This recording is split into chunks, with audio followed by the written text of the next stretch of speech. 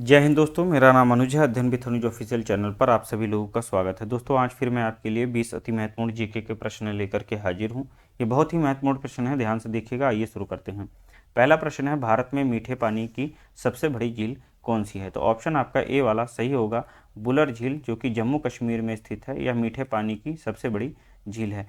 चिल्का झील उड़ीसा राज्य में स्थित खारे पानी की सबसे बड़ी झील है। खारे पानी की सबसे बड़ी झील है दोस्तों। यह लगभग 70 किलोमीटर वर्ग क्षेत्र में फैली हुई है और यह भारत की सबसे बड़ी झील है। विश्व में दूसरे नंबर की सबसे बड़ी झील चिल्का झील है। कोल्लूरू या कोल्लेरू झील आंध्र प्रदेश में स्थित है। आंध्र प्रदेश में डेल्टा पर बनी हुई यह मीठे पानी की डेल्टा पर बनी हुई मीठे पानी की यह सबसे बड़ी झील है। मीठे पानी की सबसे बड़ी झील है जो कि डेल्टा पर बनी है। सांभर झील के बारे में जैसा कि आप लोग जान रहे हैं कि राजस्थान में स्थित है और यह नमक उत्पादन के लिए प्रसिद्ध है। नमक उत्पादन के लिए प्रसिद्ध है। फिर से एक बार मैं बता दे रहा हूँ, बुलर झील जम्मू कश्मीर में स्थित भारत में मीठे पानी की सबसे बड़ी झील है।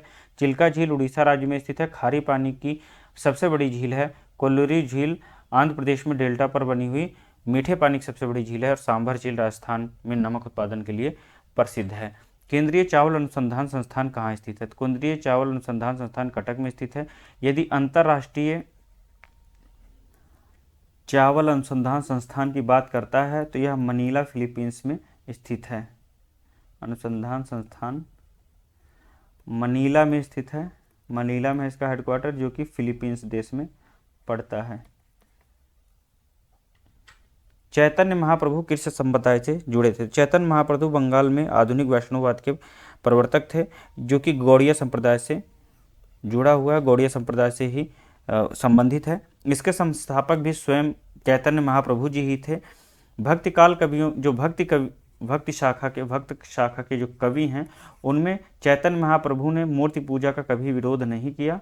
मूर्ति पूजा के ये समर्थक थे, मूर्ति पूजा के समर्थक थे। इनके अनुयायी इन्हें गौरंग महाप्रभु कह करके पुकारते हैं। गौरंग महाप्रभु कहकर पुकारते हैं। ऑप्शन आपका सी वाला सही होगा।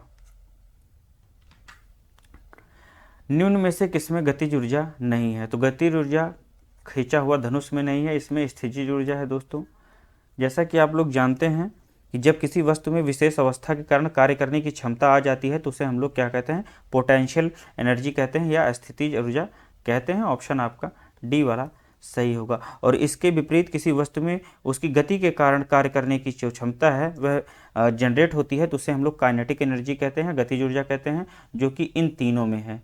इन तीनों में गतिज ऊर्जा है, जो कि अंग्रेजी में जिसे हम लोग काइनेटिक एनर्जी कहते हैं।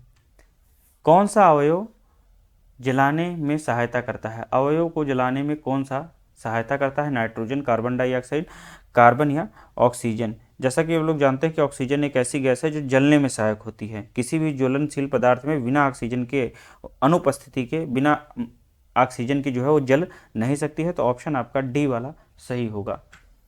कपड़े से स्याही और जंग के धब्बे छुड़ाने के लिए निम्नलिखित में से किसका प्रयोग किया जाता है? दोस्तों, ऑक्जेलिक अम्ल होगा। ऑप्शन आपका ए वाला सही है, ऑक्जेलिक अम्ल।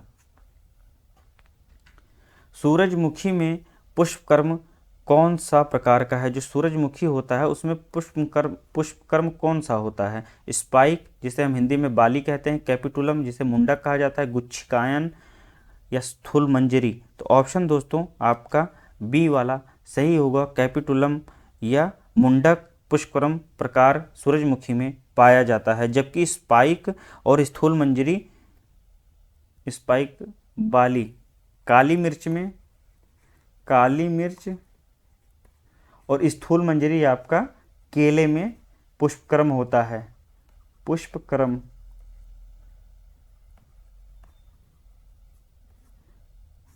स्पाइक या बाली जो है काली मिर्च में पुष्पकर्म है, कैपिटुलम मुंडक सूरजमुखी में है, स्थूल मंजरी केला में, जो केला में स्थूल मंजरी नामक पुष्पकर्म पाया जाता है। नेक्स्ट क्वेश्चन पर आते हैं। भारतीय अर्थव्यवस्था में कोर सेक्टर क्या है? भारतीय अर्थव्यवस्था में कोर सेक्टर लौह इस्पात है। ऑप्शन आपका ए वाला सही होगा। कोई उद्योग जो अन्य उद्योगों के निर्माण में सहायक हो उसे हम कोर सेक्टर कहते हैं।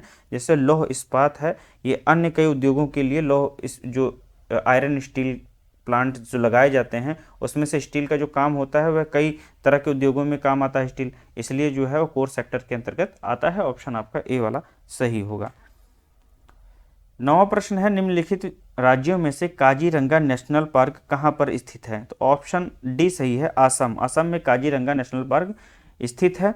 उत्तराखंड में दोस्तों जिम कॉर्बेट नेशनल पार्क है, जिम कॉर्बेट नेशनल पार्क स्थित है। झारखंड में हजारीबाग नेशनल पार्क है, हजारीबाग नेशनल पार्क। मध्य प्रदेश में दोस्तों कान्हा नेशनल पार्क है। निम्नलिखित परियोजनाओं में से भागीरथी नदी पर कौन सी परियोजना स्थित है?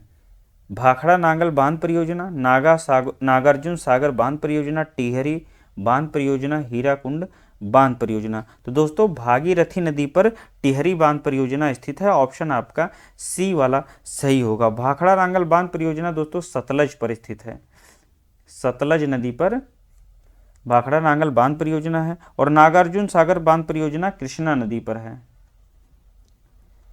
हीराकुंड आप लोग जान ही रहे हैं कि महानदी पर स्थित है।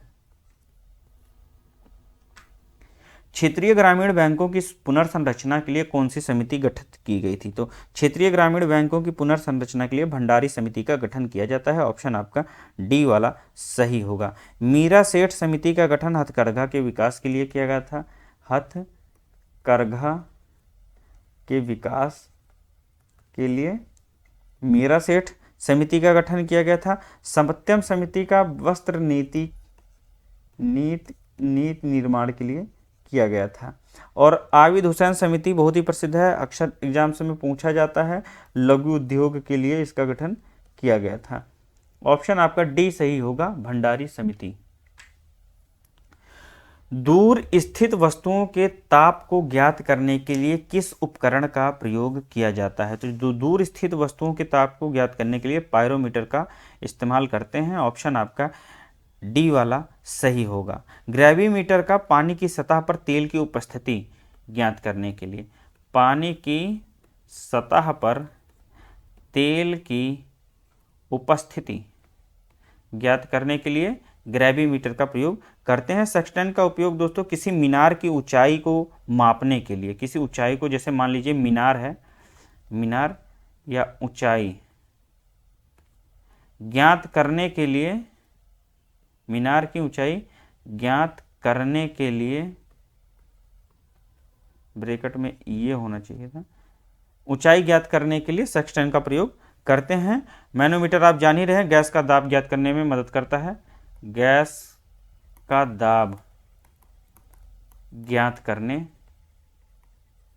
में मैनोमीटर का प्रयोग किया जाता है। फिर से मैं बता दे रहा हूं, दूर स्थित वस्तुओं के ताप को ज्ञात करने के लिए पायरोमीटर का, ग्रेविमीटर का उपयोग पानी की सतह पर तेल की उपस्थिति ज्ञात करने के लिए, सेक्सटेंट का उपयोग ऊंचाई ज्ञात करने के लिए, मान लीजिए मीनार की ऊंचाई ज्ञात करना है तो सेक्सटेंट का प्रयोग करेंगे, और मैनोमीटर का प्रयोग गैस का दाब ज्ञात करने के लिए करते हैं।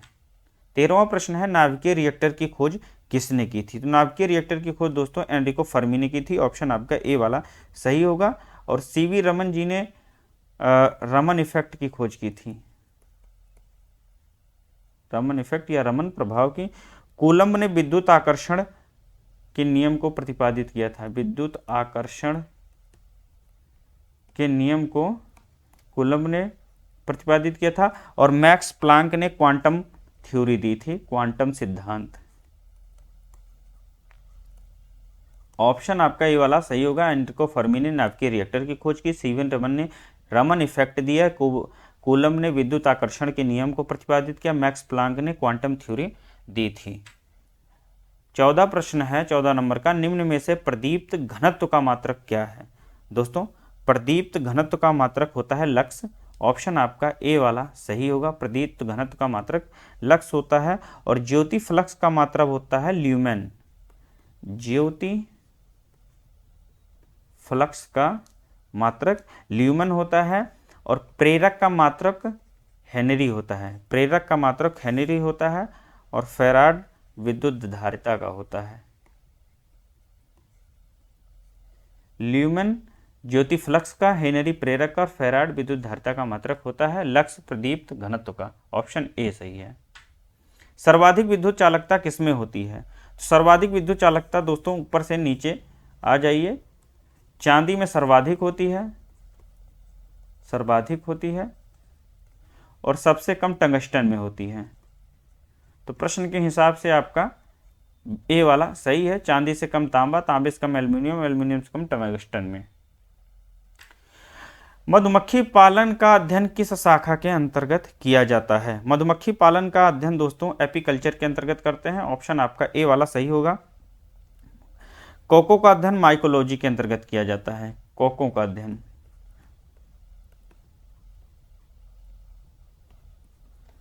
पोमोलॉजी के अंतर्गत फलों का अध्ययन करते हैं, फलों का अध्ययन। और फ्लोरिकल्चर के अंतर्गत फूलों का अध्ययन किया जाता है। मधुमक्खी पालन का अध्ययन एपीकल्चर, माइकोलॉजी कोको का अध्ययन, पोमोलॉजी फलों का अध्ययन और फ्लोरिकल्चर के अंतर्गत फूलों का अध्ययन किया जाता है। 17वां प्रश्न है, अखिल भारतीय शतरंज महासंघ का मुख्यालय कहां पर स्थित है? तो यह चेन्नई में स्थित है। ऑप्शन आपका सी वाला सही होगा। इसकी स्थापना 1951 में की गई थी। मुंबई में दोस्तों, मुंबई में आपका बीसीसीआई, जिसे भारतीय क्रिकेट कंट्रोल बोर्ड कहा जाता है, इसकी स्थापना 1928 में की गई थी। दिल्ली में आपके भारतीय खेल प्राधिकरण की स्थापना, भारतीय खेल प्राधिकरण की स्थापना 1984 में की गई थी। ऑप्शन आपका सी वाला सही है। यदि भारतीय मुक्केबाजी महासंघ की बात करता है तो वो भी नई दिल्ली में ही स्थित है। उसकी स्थापना भी 1951 में की गई थी। भारत का प्रथम विमान वाहक पोत कौन सा है? तो भारत का प्रथम विमान वाहक पोत दोस्तों आईएनएस विक्रांत है। ऑप्शन आपका डी वाला सही होगा। अप्सरा भारत का प्रथम रिएक्टर है। प्रथम रिएक्टर कौन सा है? अप्सरा है। भारत की प्रथम परमाणु पनडुब्बी, प्रथम परमाणु पनडुब्बी आईएनएस चक्र है। और प्रथम पनडुब्बी की बात करें तो वह कावेरी है। भारत का प्रथम विमान वाहक पोत आईएनएस विक्रांत है। प्रथम रिएक्टर अप्सरा, प्रथम परमाणु पनडुब्बी आईएनएस चक्र, प्रथम पनडुब्बी आईएनएस कावेरी। अंतर्राष्ट्रीय श्रम संगठन आईएलओ का मुख्यालय कहां पर स्थित है? दोस्तों ऑप्शन आपका ए वाला सही होगा, जेनेवा। इसके अतिरिक्त जेनेवा में WHO का भी मुख्यालय है, वर्ल्ड हेल्थ ऑर्गेनाइजेशन, WTO का है, वर्ल्ड ट्रेड ऑर्गेनाइजेशन, और एक है विश्व मौसम विज्ञान संगठन। इसका भी जो है जेनेवा में ही स्थित है।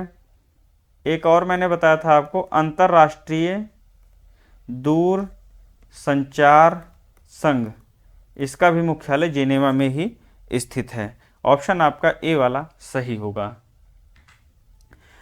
विश्व एलर्जी जागरूकता दिवस किस दिन मनाया जाता है? तो विश्व एलर्जी जागरूकता दिवस 16 अक्टूबर को मनाते हैं। ऑप्शन आपका ए वाला सही होगा। 22 मार्च को दोस्तों विश्व जल संरक्षण दिवस मनाया जाता है। विश्व जल संरक्षण दिवस, विश्व जल संरक्षण दिवस मनाते हैं। 16 सितंबर को ओजोन परत संरक्षण दिवस मनाया जाता है। इसको मैं कई बार बता चुका हूं आपको। ओजोन परत संरक्षण दिवस 16 सितंबर को।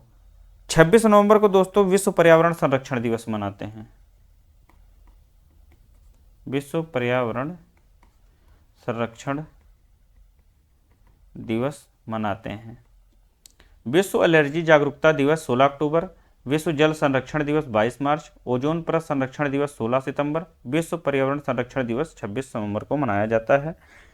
इन 20 प्रश्नों को आप लोग एक बार और देख लीजिएगा। किसी तरह का कोई प्रश्न है तो कमेंट बॉक्स में कमेंट करिएगा। इसी तरह के वीडियोज़ मैं लेकर के आता रहूँगा। मिलते हैं अगले वीडियो में। जय हिंद।